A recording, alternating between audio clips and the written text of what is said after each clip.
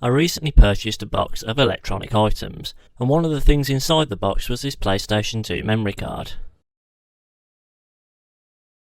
Unfortunately, on plugging it in, the PlayStation 2 console didn't detect it. It seemed this memory card was no longer working.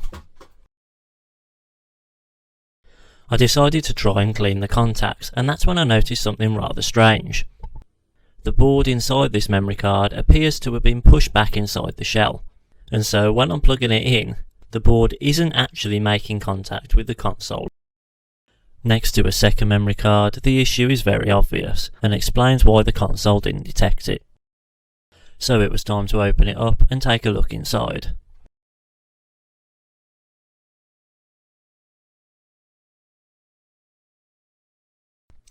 Looking inside the memory card, it wasn't clear why the board was able to slide so freely.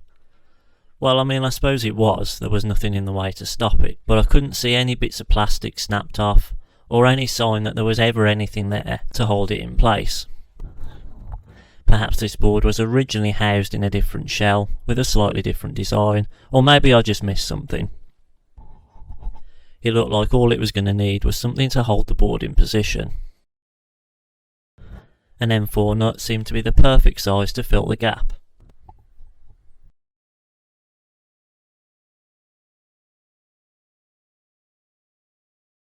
I added some hot glue, which will hold the nut in place. I then pushed the nut into position before the glue went hard.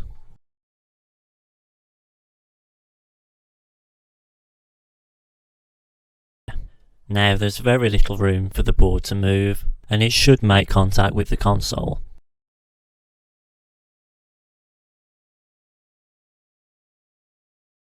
All that was left to do was to put the memory card back together and see if the console was able to detect it.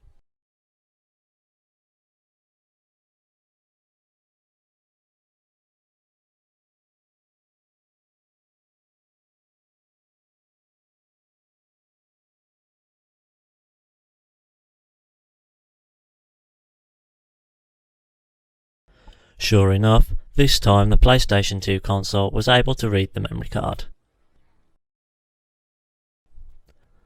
It seems whoever had this memory card previously was a big fan of Tomb Raider.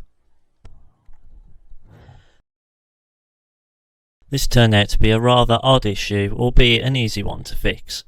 Be sure to leave a comment if you've come across a memory card like this before.